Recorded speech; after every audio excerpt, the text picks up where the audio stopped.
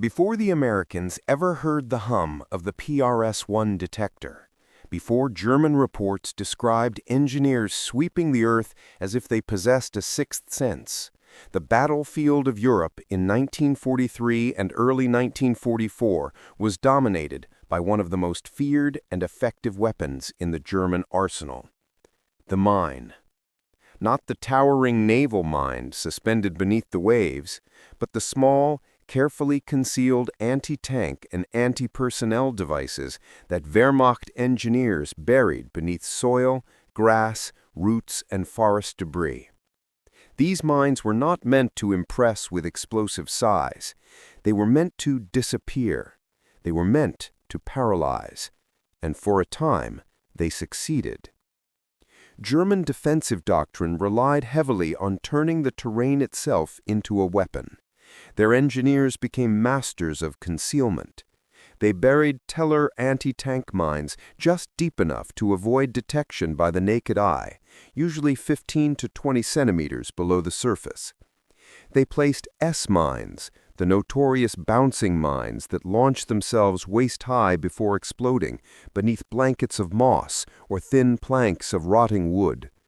They set pressure plates under leaves so perfectly arranged that even experienced American infantrymen could not distinguish a natural patch of forest floor from a trap designed to maim or kill.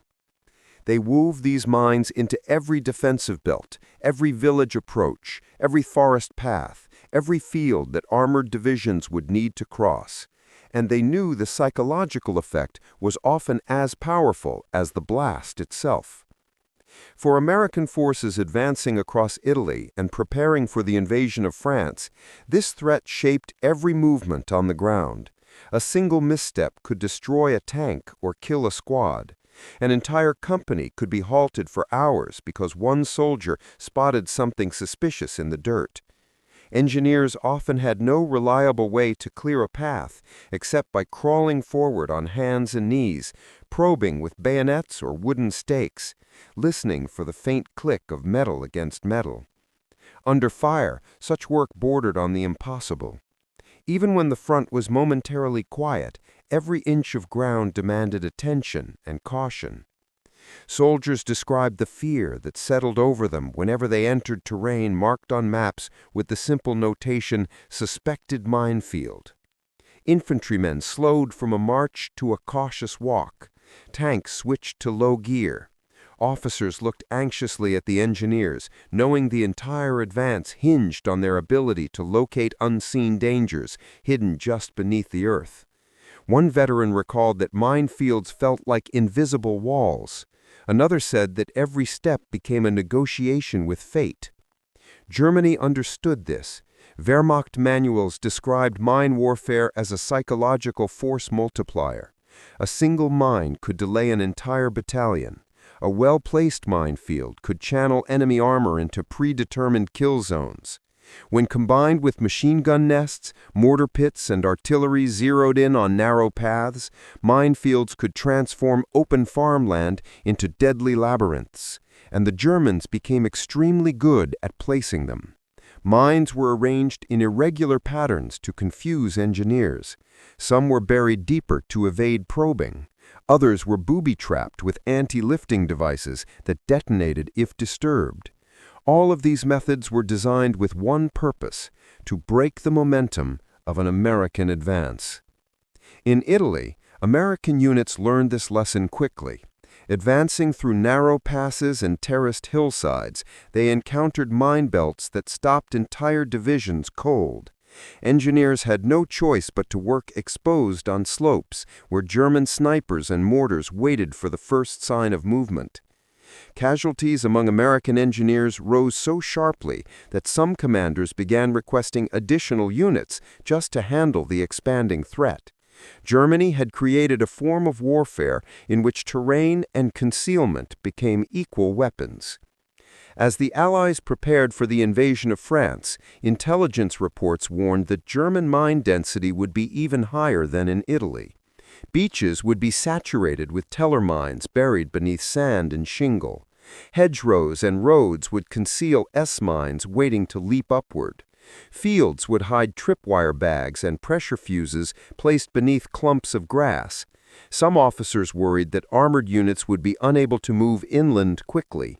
Others feared that infantry advances would be so slow that German reinforcements would arrive before the Allies could establish secure positions. Everyone understood that speed was essential. Everyone also understood that minefields could make speed impossible. The emotional toll on engineers was immense. They became the first men to step into uncertainty. While infantry behind them carried rifles and machine guns, the engineers carried probes, wire cutters, and the weight of expectation. They crawled on their stomachs, inching forward, brushing aside leaves or scraping away dirt while trying to stay calm under fire. When they uncovered a mine, they marked it with a strip of cloth or chalk. When they found 2 or 3 in a row, they knew they had entered a full field. And when gunfire erupted, they pressed themselves into the soil, praying that their last movement had not triggered anything buried beneath them. Before the introduction of metal detectors, mine clearance depended almost entirely on touch, eyesight, and luck. Engineers used bayonets to test the soil. They listened for subtle shifts in texture beneath their boots. At night, sometimes, they felt the ground with their bare hands because light would give away their position. Many of them did not survive the war. Others carried scars from shrapnel or burns caused by explosions triggered while probing. But they persisted because the advance depended on them. German commanders took note of the success their minefields had achieved. Reports from 1943 and early 1944 celebrated the effectiveness of mines in slowing Allied advances. Some German officers boasted that their mine belts could halt entire armored divisions for hours at a time. They believed they had created a perfect defensive weapon, invisible, silent, and unstoppable.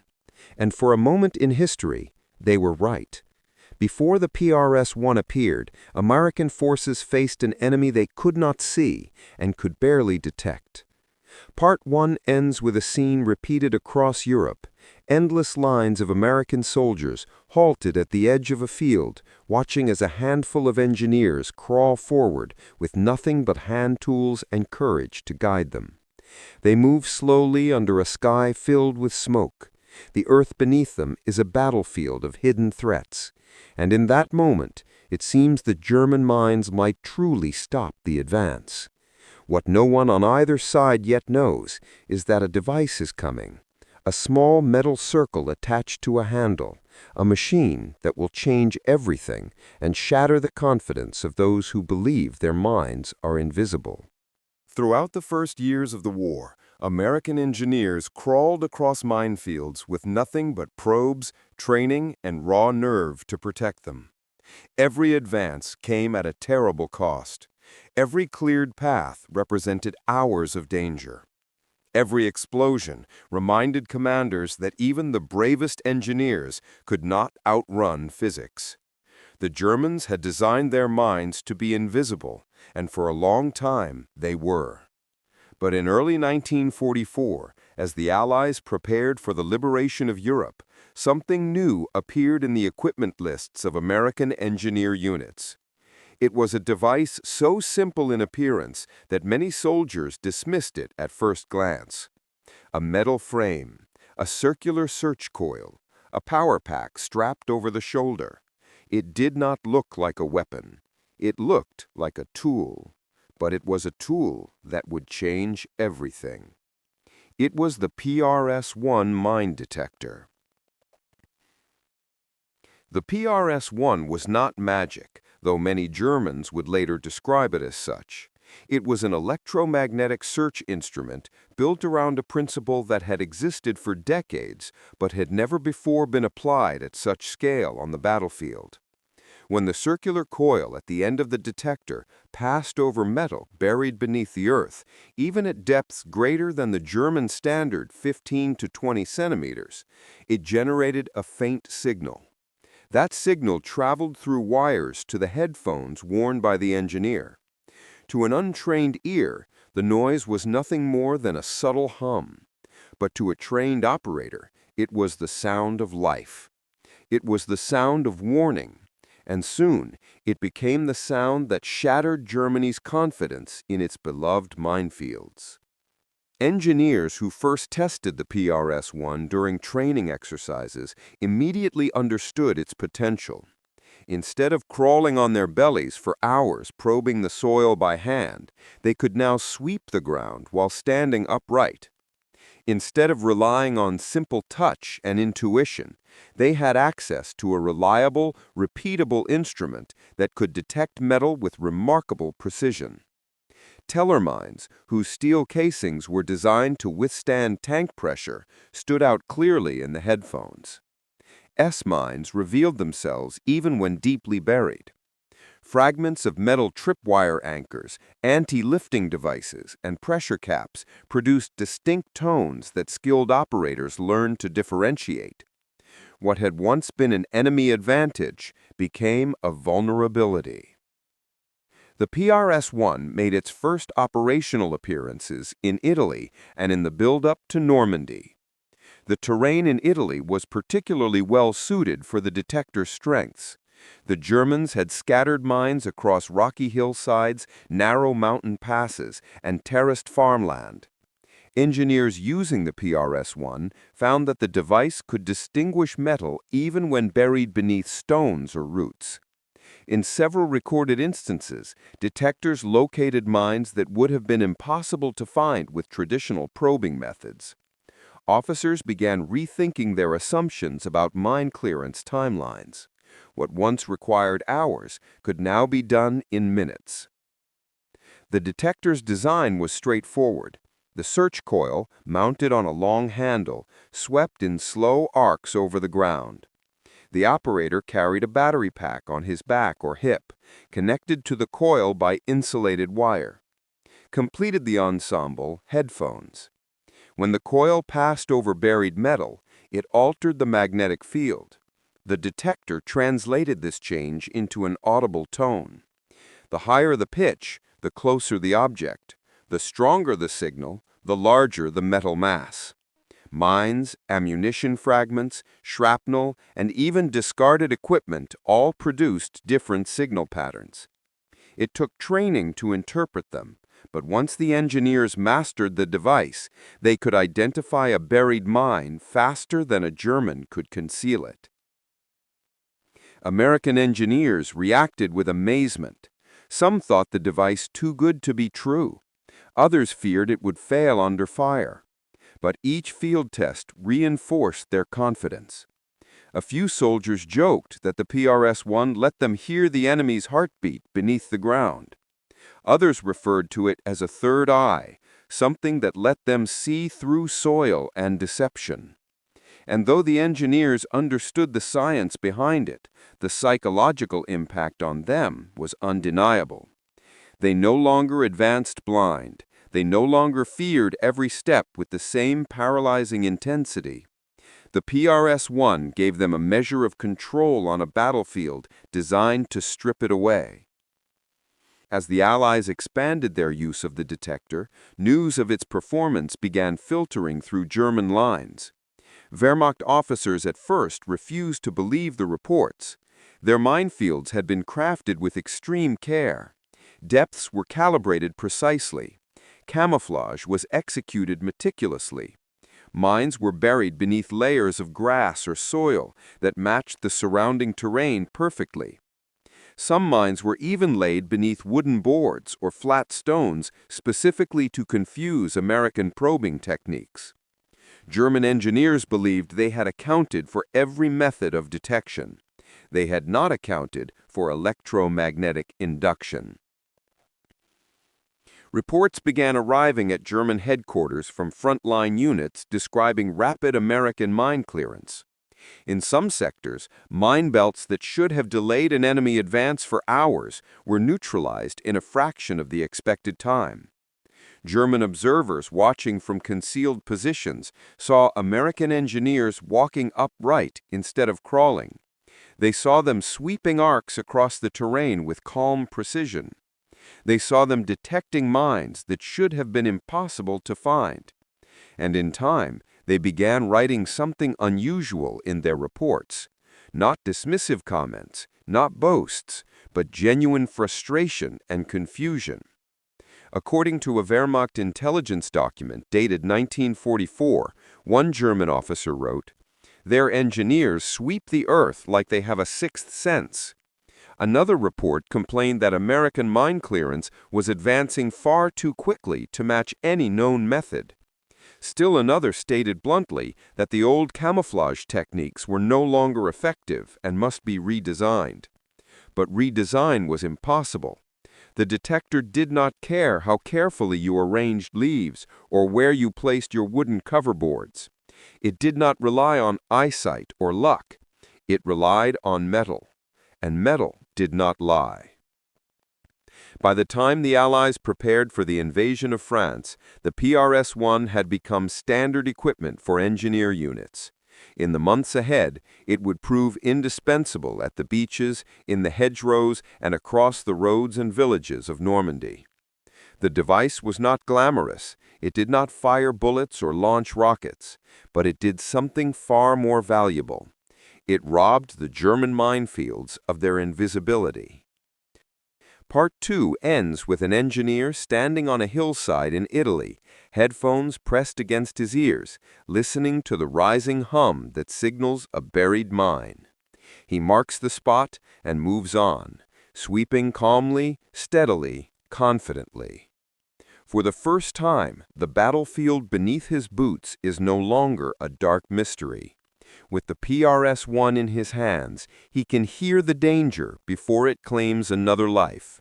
And soon, the Germans will realize that their invisible traps are no longer invisible at all.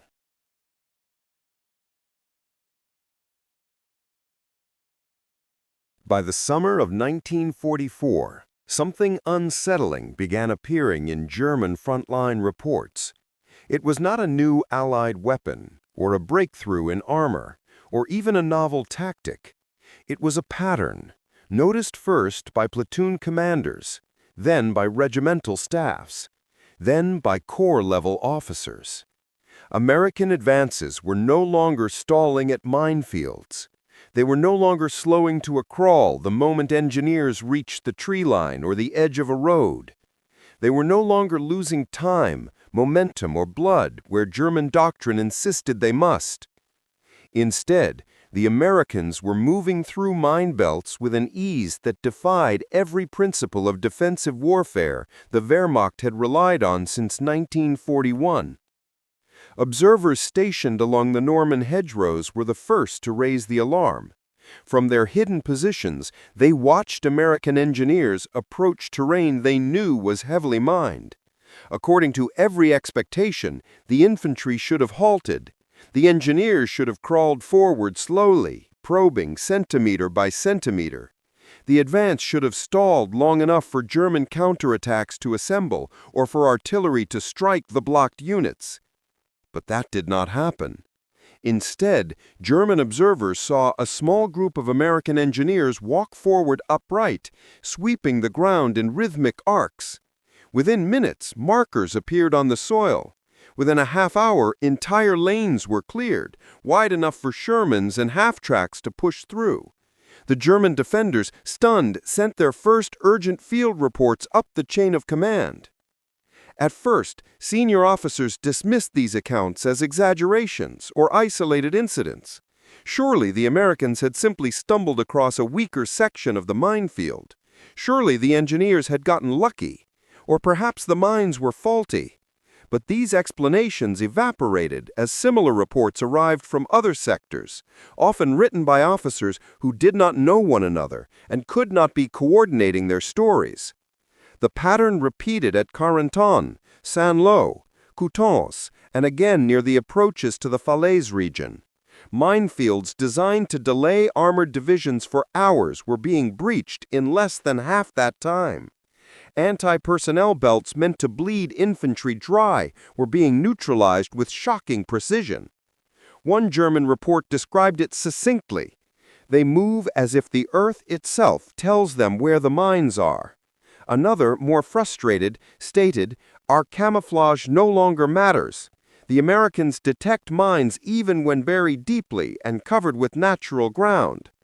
And then came the line that later historians would repeat endlessly, written in a 1944 Wehrmacht engineering summary. Their engineers sweep the earth like they have a sixth sense. The German officers writing these reports could not see the PRS-1 detector clearly from their distant vantage points. Some thought the Americans carried strange sticks. Others believed they were dragging wires. A few suspected there must be some kind of new reconnaissance system locating minefields from the air. What none of them understood was that the Americans had introduced a device that rendered traditional German mine camouflage strategies nearly worthless. Grass, leaves, soil matched to the surrounding terrain, layers of moss carefully reattached, all of these techniques became irrelevant. The PRS-1 did not care about appearances. It cared about electromagnetic signatures, and those signatures betrayed every metal component hidden beneath the ground. As the months progressed and the Allies pushed deeper into France, German frustration turned to genuine concern. Minefields that had once been near-perfect defensive tools were now unreliable. They could still kill, of course. They still maimed soldiers and destroyed vehicles when encountered unexpectedly. But they no longer served their primary tactical purpose, slowing advances long enough for German forces to regroup, reposition, or counterattack. Without that delay, the mobility of the American army became overwhelming. German defensive lines, built with the assumption that minefields would buy essential time, began collapsing faster than expected. The reports from the Hürtgen forest illustrate the shift clearly. Hürtgen was a nightmare of trees, fog, and hidden dangers. German engineers had filled trails and clearings with anti-personnel mines buried under damp leaves and dark soil. It should have been perfect terrain for mine warfare. Yet American engineers, equipped with the PRS-1 detector, advanced through it methodically, cutting lanes beneath the forest canopy. German snipers, expecting engineers to crawl slowly, discovered instead that they had to contend with men who remained upright, sweeping with confidence. This forced the Germans to adjust their fire, revealing positions sooner than intended. The minefields that were supposed to trap American units instead became points where German soldiers gave away their positions, trying to stop engineers who no longer needed to crawl. The shock reached a peak in the Ardennes, where rapid American follow-on advances after early German gains threatened to break the balance of the battlefield. Reports from German armored units expressed disbelief that the Americans could clear mines so quickly, even under winter snow. Snow should have concealed disturbances in the soil. It should have made probing nearly impossible. Yet the PRS-1 had no difficulty detecting buried metal through a thin blanket of snow, and American engineers cleared lanes that allowed tanks to counterattack before German planners expected them to be able to move. One German officer wrote bitterly, "We prepare obstacles with great labor, and they undo them as if brushing dust from a table." Even more demoralizing to the Germans was how the Americans adapted their tactics around the new device.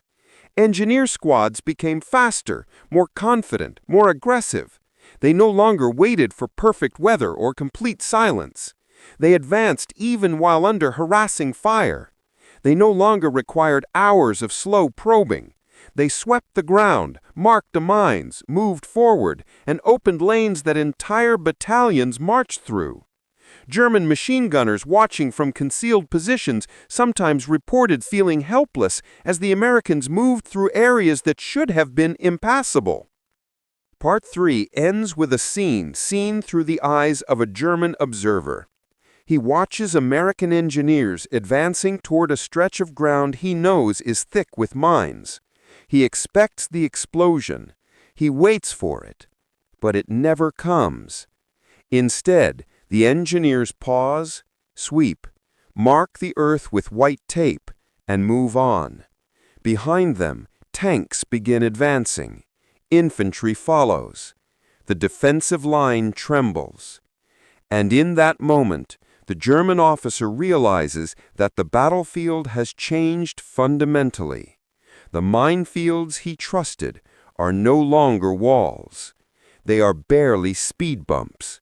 And he understands, with a creeping sense of dread, that the Americans now possess a tool that makes the invisible visible and renders his carefully prepared defenses powerless. By late 1944, the sudden collapse of German minefield effectiveness had reshaped the tempo of the war. American armored columns pushed faster. Infantry units advanced with confidence unseen in the earlier campaigns. And wherever the front moved, American combat engineers marched at the center of the formation, PRS-1 detectors sweeping in slow, deliberate arcs. What had once been the most terrifying terrain on the battlefield, the soil itself, had become something American engineers could read like a map. Before the arrival of the PRS-1, minefields dictated every part of an American advance. Armored units halted at the mere rumor of mines. Infantry waited behind cover while engineers crawled forward on their bellies. Even when a minefield was detected early, clearing it took so long that entire battalions sat frozen under artillery and small arms fire. Momentum died. Plans fell apart. German defenders used these pauses to withdraw, reinforce, or mount counterattacks. The mine was not just a weapon, it was a strategic lever, a way to turn the American Army's greatest strength, mobility, into its greatest vulnerability. But the PRS-1 changed all of this. American engineers quickly developed new tactics around the device. Tactics that transformed minefield clearance from a desperate inch-by-inch crawl into a coordinated, efficient, almost mechanical process. A typical clearance began with a pair of engineers moving in parallel lines, sweeping coils in wide arcs like men painting the ground with invisible light. Behind them followed a marking team, placing white tape or small flags on safe paths. After this came the demolition specialists, neutralizing or removing identified mines. The entire lane, once a deadly barrier, became a navigable road in minutes rather than hours. German defenders watching this process often mistook it for bravery or recklessness. They thought the Americans were moving quickly because they did not fear the mines. But in truth, the speed came from confidence in the PRS-1. The engineers trusted their instruments. They trusted the distinct hum in their headphones. They trusted their training. They trusted that the device would reveal the hidden metal that betrayed even the best concealed explosive. And because they trusted it, the entire American army could trust them. The battlefields of Normandy demonstrated this shift vividly. After breaking out of the beaches, American forces faced dense networks of hedgerows, farms, and small villages seeded with S-mines and Teller mines.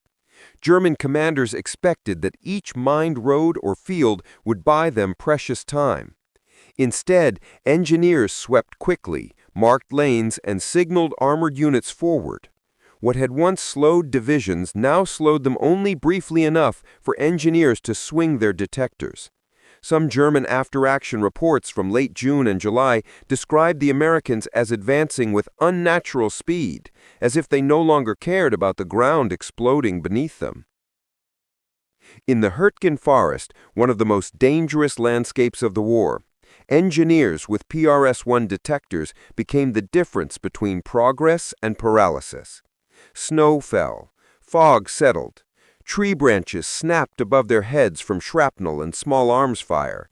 Mines lay hidden beneath wet leaves, frozen soil, and tangled roots. Under normal circumstances, such terrain would have halted any army. But the detectors continued to function. Engineers sweeping the ground could distinguish the faint metallic signature of a buried S-mine, even when it rested beneath a foot of compacted leaves.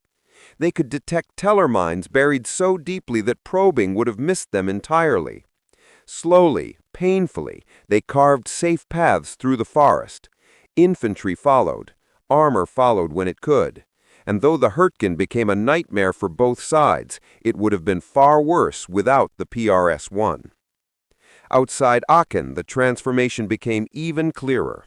German forces had mined the approaches to the city heavily, expecting to hold the Americans at the edge of open fields long enough to reinforce the urban defenses.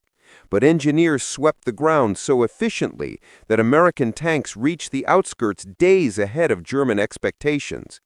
German artillery batteries positioned to strike halted formations discovered too late that the formations never stopped. American units kept moving because engineers kept clearing. The most dramatic example came during the counterattacks of the Battle of the Bulge. German forces hoped that mines hidden beneath fresh snow would destroy American vehicle columns moving to reinforce threatened sectors.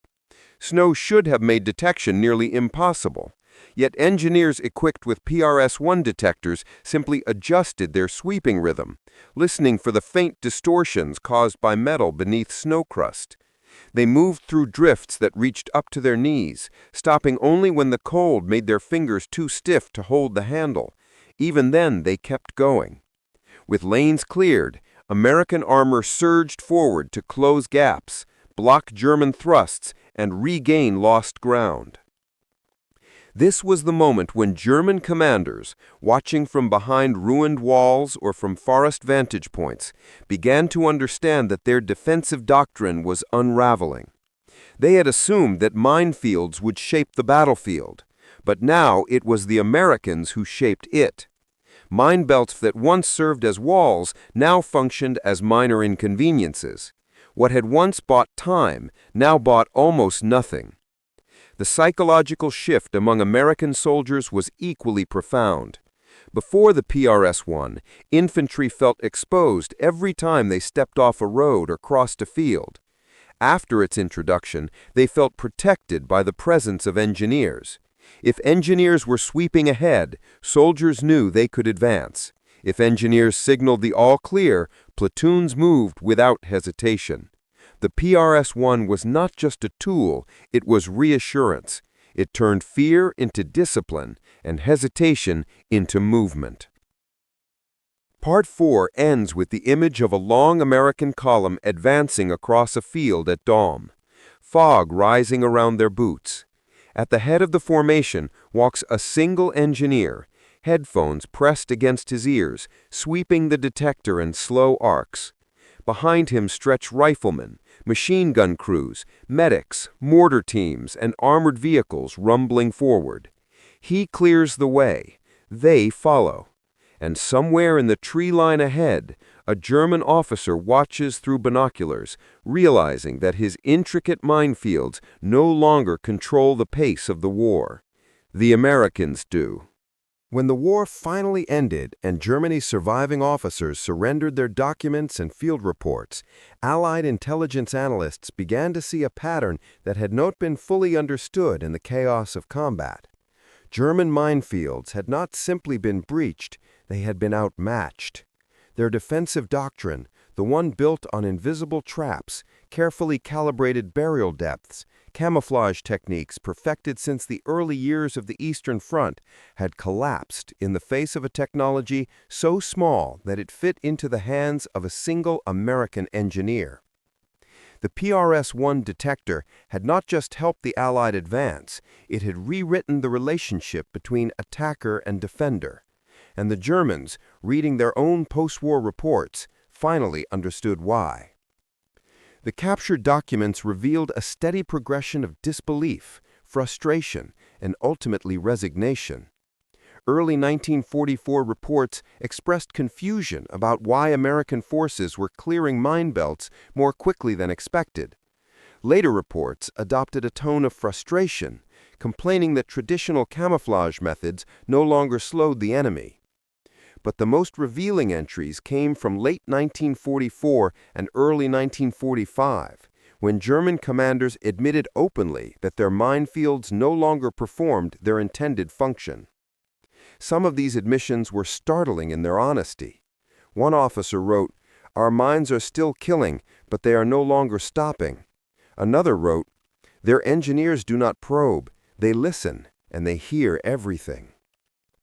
In the final months of the war, as American forces approached the Rhine and pushed into Bavaria, the PRS-1 had become so effective that mine clearance units often finished their work before German defenders even realized they were sweeping.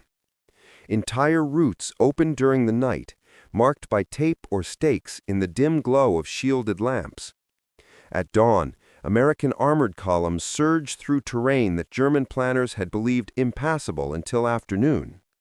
The speed of these maneuvers caught many defending units off balance. Some positions were abandoned because the troops meant to hold them awoke to the sound of enemy engines far closer than anticipated. The minefields that were supposed to protect them had been bypassed or dismantled hours earlier. German soldiers arriving at former defensive lines sometimes found the ground marked neatly with white tape, mines stacked safely to the side, or detonated where they had been uncovered. The precision and speed of the work shocked them. Some units even reported that Americans had cleared mines in areas they had not intended to mine at all, simply because the detectors picked up stray pieces of metal left behind during earlier engagements. The thoroughness of the PRS-1 was so absolute that one German commander remarked bitterly in his final combat journal, "They sweep the earth itself. There is nowhere to hide steel from them." The collapse of minefield effectiveness had consequences beyond immediate tactics. It undermined the strategic assumptions that German forces depended upon. Minefields were meant to force the attacker into predictable patterns, funneling them into kill zones where machine guns and artillery dominated the landscape. They were meant to consume time, the most valuable commodity in defense. Every minute a minefield slowed an advancing force was a minute German reserves could be repositioned, counterattacks organized, and defensive lines reinforced. But with the PRS-1 in American hands, those minutes evaporated. Offensive tempo increased. Defensive coordination faltered. German units found themselves constantly reacting rather than shaping the fight. For American engineers, the final year of the war became a strange mixture of exhaustion and grim pride. They knew the danger of their work had not vanished. Mines still killed, mines still maimed, mines still demanded courage from anyone tasked with neutralizing them. But the engineers also understood that they possessed a capability no army had ever wielded before: the ability to reveal the hidden battlefield. Their sweeps allowed infantry to advance confidently. Their markings allowed tanks to rumble through areas that would once have been death traps. Their speed allowed American commanders to maintain momentum during operations that would otherwise have stalled. Yet, for all its impact, the PRS-1 was rarely celebrated. Engineers were not photographed raising flags, charging enemy bunkers, or firing artillery into distant ridges. They worked close to the ground, often alone or in small teams, to performing a job that became visible only when it went wrong. When they succeeded, no one noticed the absence of explosions. No one saw the danger that had been avoided. No one walked the cleared path, thinking of the hands that made it safe.